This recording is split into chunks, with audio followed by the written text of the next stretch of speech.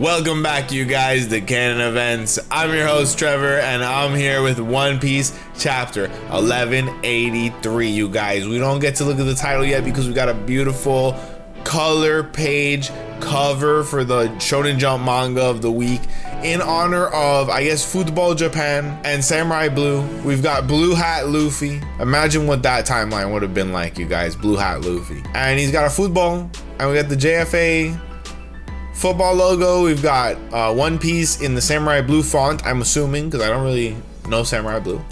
But good for them. Good for them. I guess they're blowing up. They're doing good.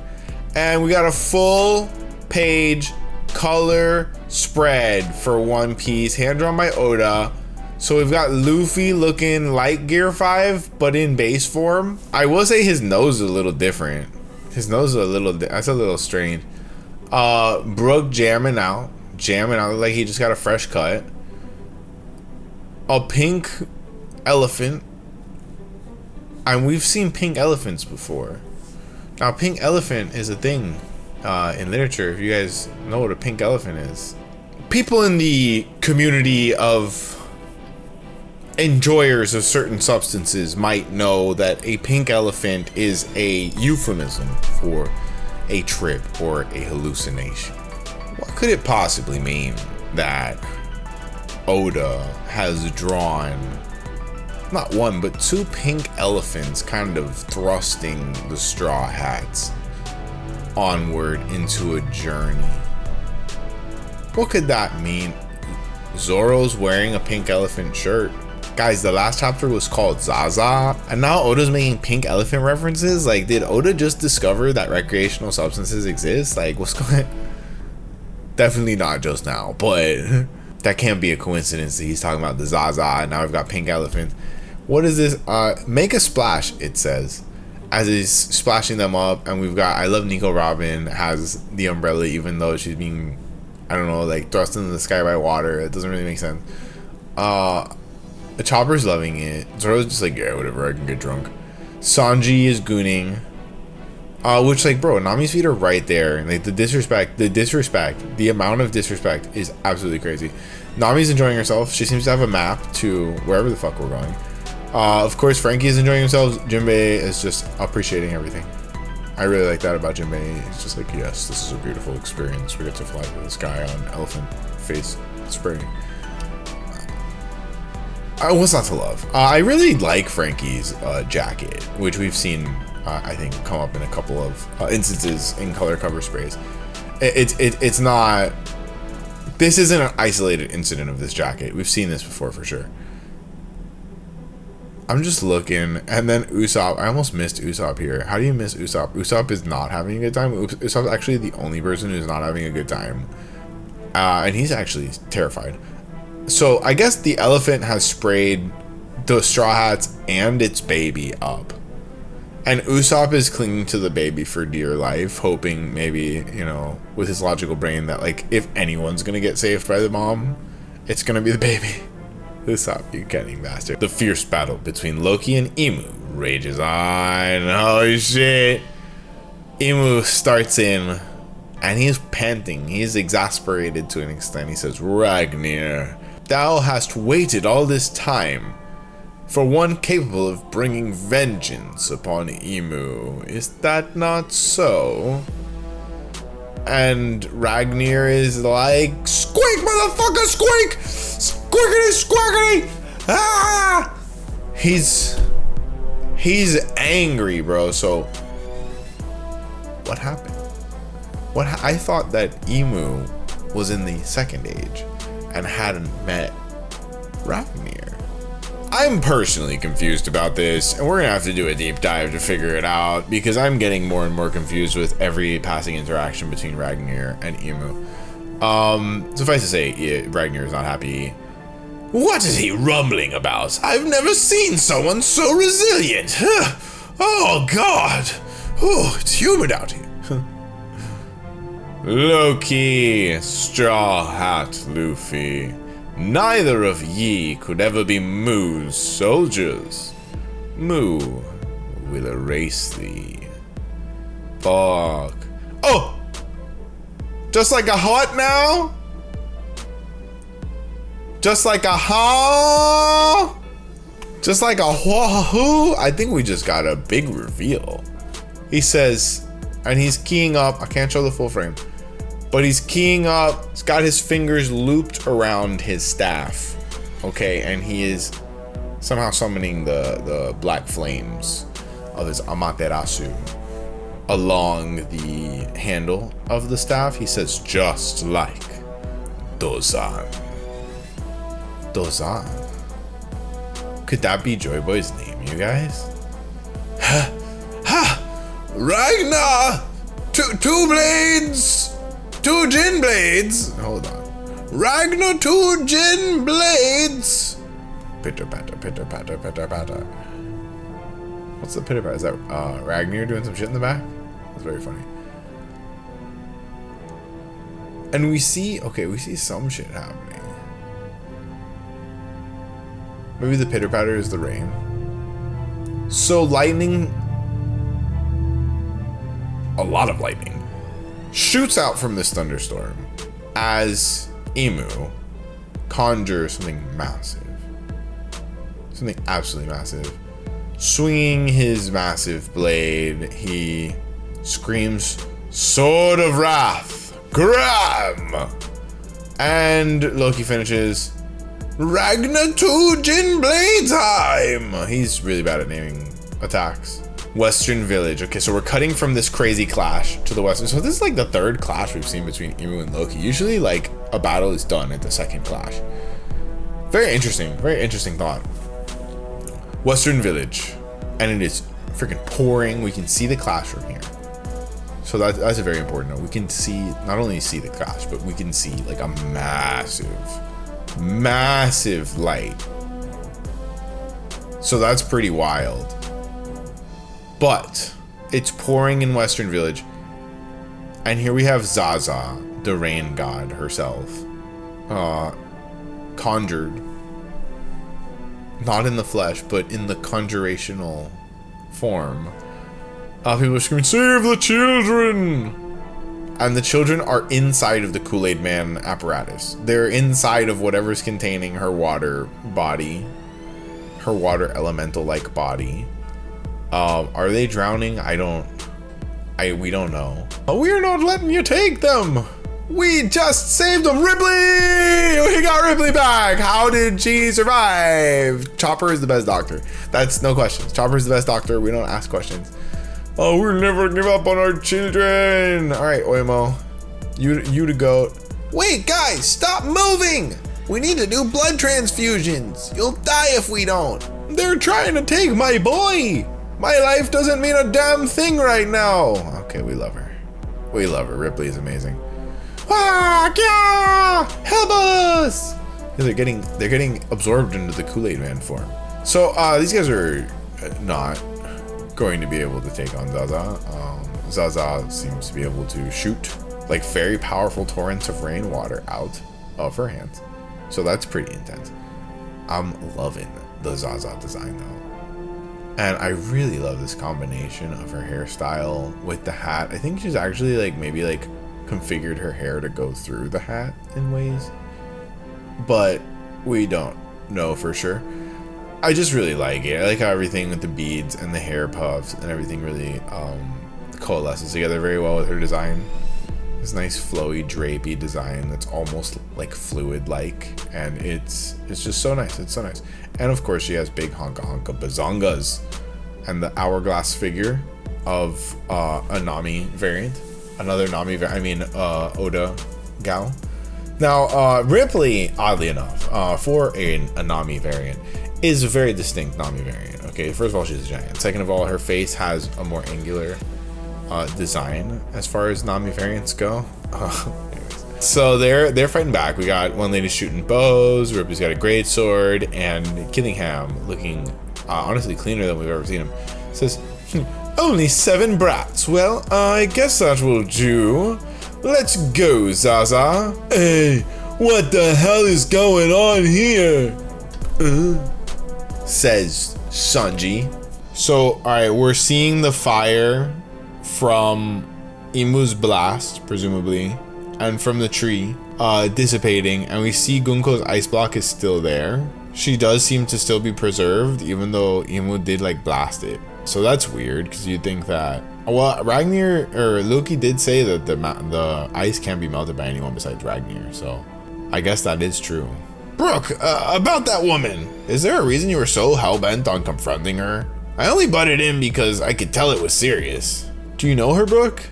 Is she an enemy from your past? She's not an enemy, but she's someone I'd hope I'd never have to face again. Huh? It was supposed to stay that way. Now, I'm completely lost. If she is who I think she is, she'd be 77 by now. Then she can't be the same person. I mean, she's a celestial dragon. Yes, but the last time I saw her, she was departing for Mary Joie. She was a princess in my home kingdom. What? Brook, she's still frozen solid. We can't tell if she's alive, but maybe that's for the best. Couldn't she just be a celestial dragon look-alike? None of this changes the fact that she came here to lay siege to Elbaf. True, but she's the one who released our restraints. Huh? We're freed! Yay, we're untied! My mind powers did the trick, you see. Why would she do that? Run, Brook! She seemed to recognize me. And then she turned back into a devil. It's almost like I've witnessed 3 personalities. Her original personality, the personality that saved us, and the demon form. So do you think she's being controlled? Back then, I wouldn't have thought of such a possibility. After seeing how people are turning into demons today, I can't reconcile the conflicting feelings swirling through my chest. Sorry if this is insensitive, Brook, but we need to know if she should be spared or killed. We can't make a move till you decide. It was honestly a really long time ago. She was just a kid, and I was so young. There was once a kingdom that fell, called Asperia. Asperia. Wow. Asperia? Asperia. Interesting. So Asperia is perhaps a Greek or Italian word or place, and doesn't have a lot of historical references that come up on the first goggle. We'll look into it later. Okay, I think there's more to it there. Now, it was a country where music flourished. Instrument studios lined the streets. Whoa. 70 years ago, West Blue. 4 a.m. 4 a.m. and they're fucking jamming, dude. It's like New Orleans here. Ahem.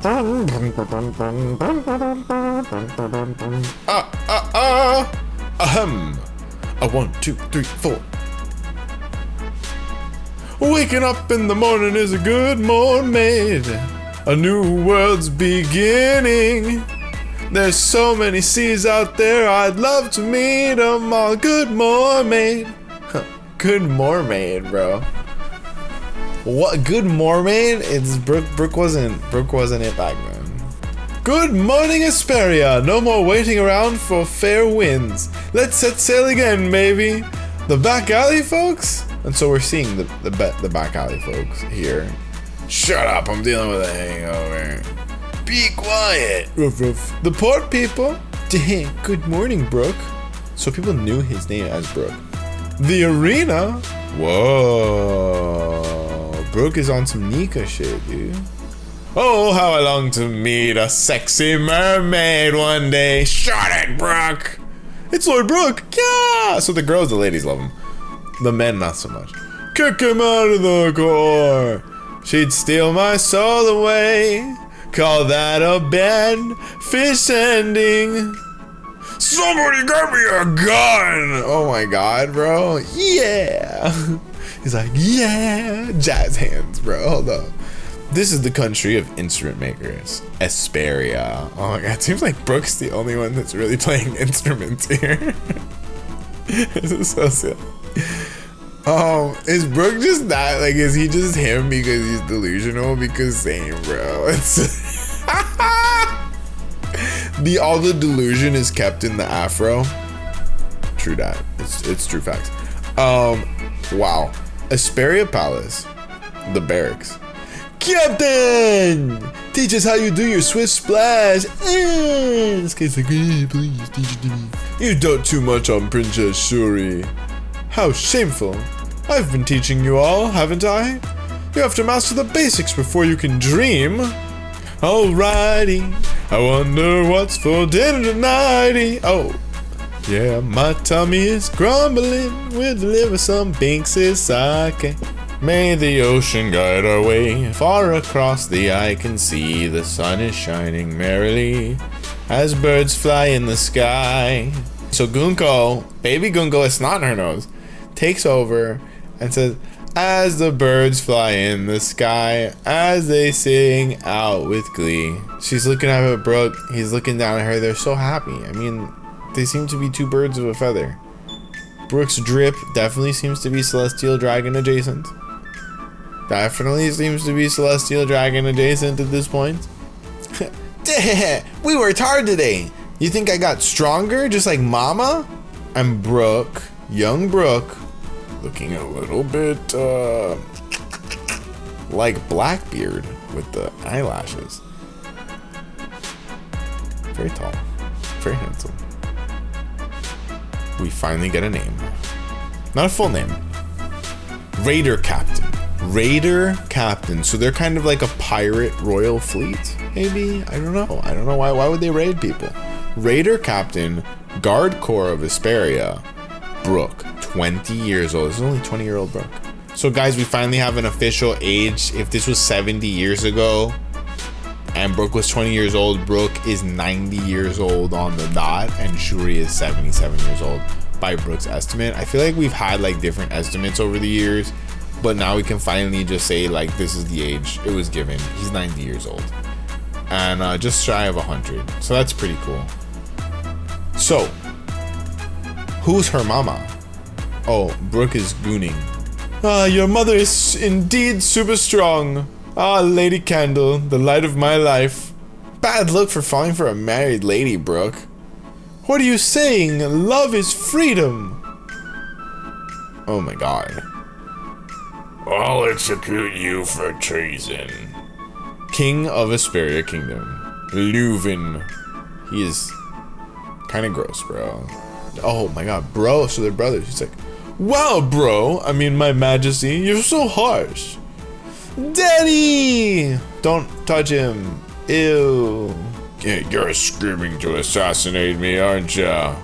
I would never. I'll just wait for nature to take its course. Cause you're gross. See, Brook, just give up on my mommy.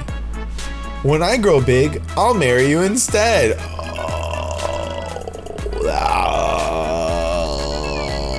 God, this fucking goddamn anime tropes. It's not. No, no, no, no, no, no. They had to do my boy like this. Sorry, that's the kind of cute things kids normally tell their dads.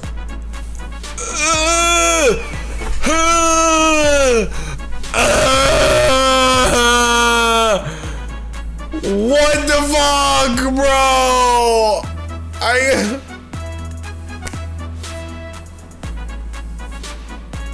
Why? What is going on in the Vesperia Kingdom? I'm not. I don't. This is. The fuck is going on in this fucking kingdom, bro? The Epsteinia Kingdom is more like it. This is sus. I don't really want a bride with a runny nose, or who's. Is that the major issue here, Brook? Brook, is Brook.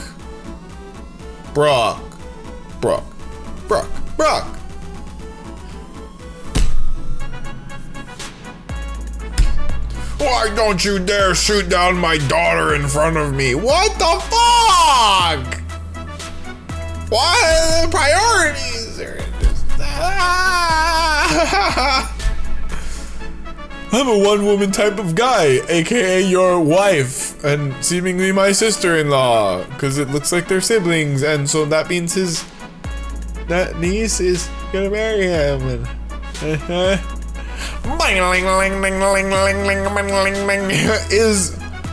Is this Alabama? Did we go to the Alabama kingdom? The fuck? She seems to be floating. Slip? Oh, she slipped, never mind. She slipped and she's gonna hit her head and die. Your Majesty, I apologize for breaking up the fun, but fun. Riders from a gang are closing in from the port. That looks familiar. The horsemen in the area are badly outnumbered. The reinforcements we dispatched from the castle probably won't make it in time. Who are they after? Okay, so we've got the port, the opera house. Is this Ennie's lobby? This is Ennie's lobby. This is Ennie's lobby. This is fucking Ennie's lobby. They're calling for Queen Candle. They're calling for Queen Candle. She's currently at the opera house in town. What? What? Could it be the Moron family? Yes.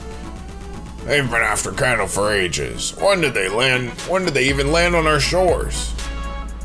Send out a message to Candle not to leave the opera house. All the snails at the opera house are set to do not disturb, sir. Nah! Brook, you have to do something. They're gonna take Mama away. Ugh, the Moron family. That's strange. I met them at the harbor today. Opera Avenue. Pew, pew. Yeah! Gang riders. Oh no! And this guy looks dangerous, dude. He's like, he's got a fucking face on him. Here we are in the opera house. And wow, she looks gorgeous.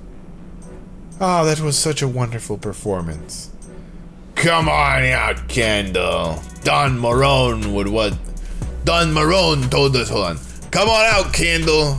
Don Marone told us to shoot you if you refuse. Today we settle it once and for all. You'll finally learn to love our boss, Candle. We must make sure the queen does not leave the theater. So he just shot like his bro in the back. They're just shooting each other. They're just straight up shooting each other. Brook! Don't worry about it, my royal bro. Remember, our queen is strong. They'll have no chance to catch her. Anyways, it's a shame they didn't realize that when I ran into them into the port earlier, I already sliced them all down.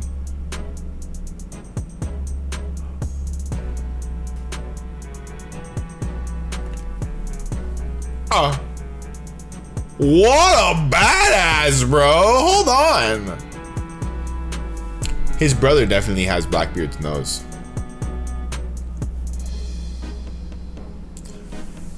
I already sliced them down and we see all of them.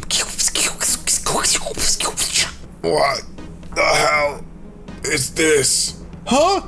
Don't tell me these guys were already cut down. That means...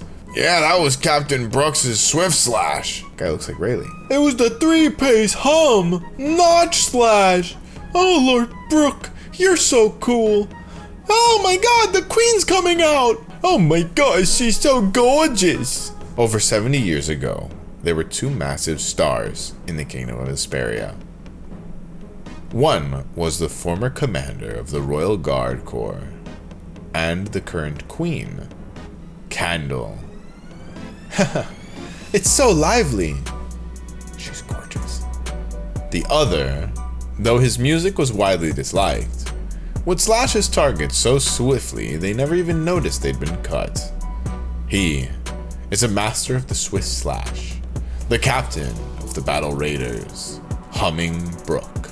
So everybody hated his music, official. That's crazy. He had to go to hell to find his soul. Brook in his younger days. Guys, we're back to flashback bees. What the fuck?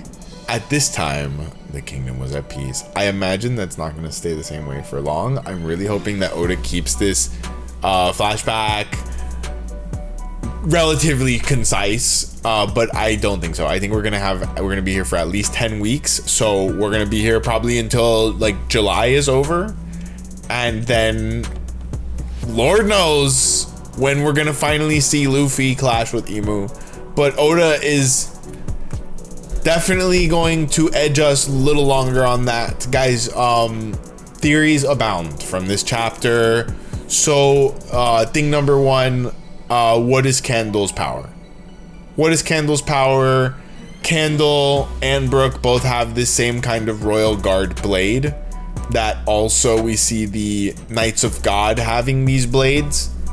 What does that mean?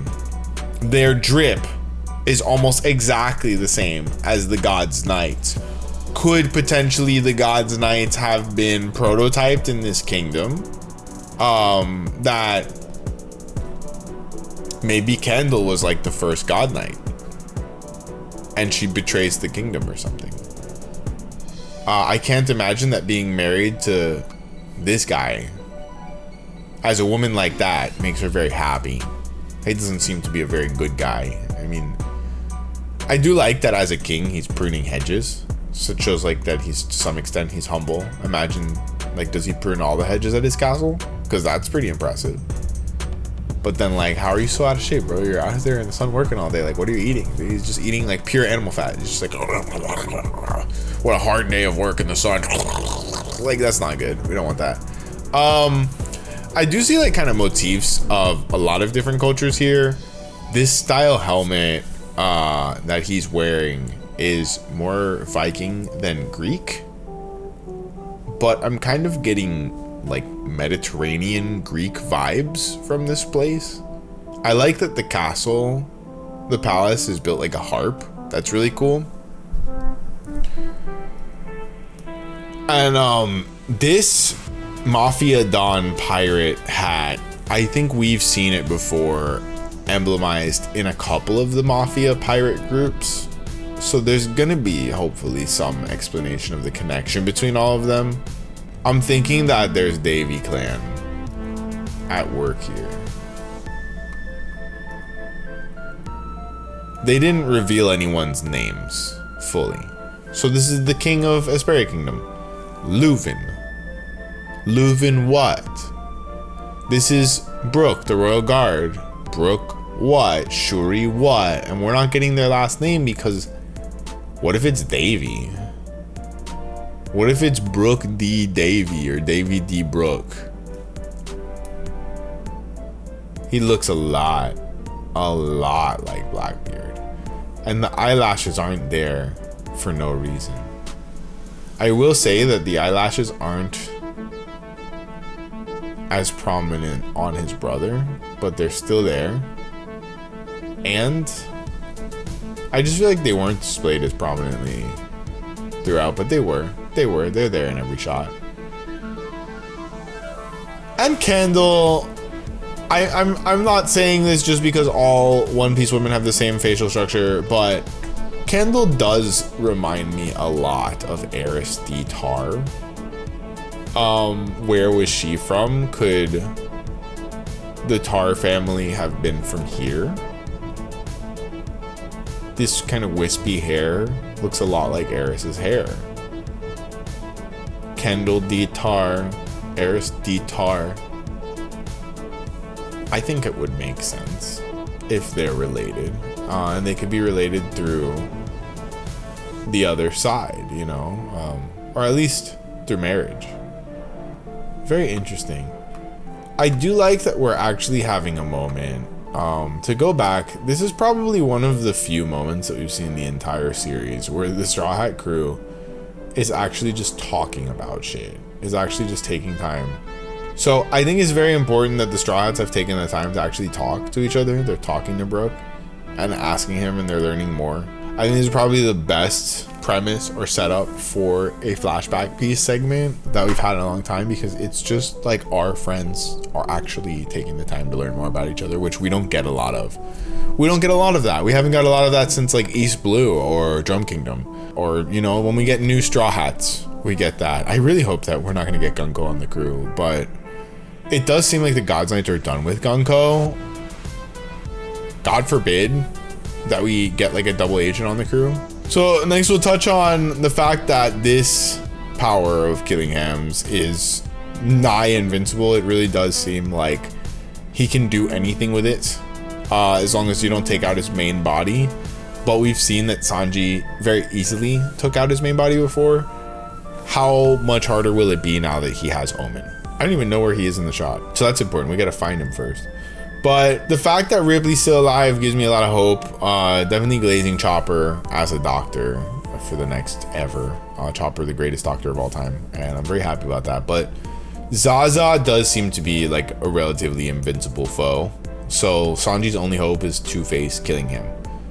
Will the kids drown? I don't think they would drown the kids. There's got to be some workaround. So finally, I want to talk about the clash between Loki and Dodd. Guys, this is probably the longest that we've seen like two people of this power level, or like, you know, top tier power level battle and clash 3 or 4 times at their, you know, max. So they're doing their final moves over and over and over again. They're just spamming their final moves, and neither is going down. They're just tanky as fuck. And I don't think we're getting the full picture of Emu. First of all, I think that there's a lot more to the fact that Emu was coughing as the transformation happened, as it descended in the lower realm. I think that this might be Emu's hybrid form, you know, Zoan hybrid form. That also there's the potential that if they ever transform into their full Zoan form, that like the devil will take over, whoever the devil was that's in the fruit. I also see that potential for Luffy, that if he ever fully transforms into the Nika form, that there's the potential that the god will take over. We do see him acting differently and sounding differently when he's going into gear 5 in critical moments, so it's very important we keep track of that. Guys, I don't know, man. I don't think we're gonna see this battle end for quite a while. I think we're probably gonna have 5 to 10 chapters in Brook's flashback right now. I'm very excited for that. I've been waiting my whole life for a Brook flashback. I'm a huge Brook stan. For me, my top 2 Straw Hats are... My top 3 Straw Hats are not in any particular order: Franky, Brook, and Zoro. Though I do love Tony, Chopper, and Sanji a lot. And so it's really good to see Brook finally getting developed. Oda has saved Brook's backstory for quite a while, and that's for a reason. We've always known that. So let's get ready to find out exactly what lies behind curtain number Brook. I'm so excited. Guys, if you enjoyed this episode, make sure to hit that like button down below, subscribe, and turn on notifications for more canon events content. I'm your host, Trevor, and I'm wishing you a fantastic week. I hope you enjoyed this chapter, and I hope you take care of yourselves. Until next time, people, we're gonna be out.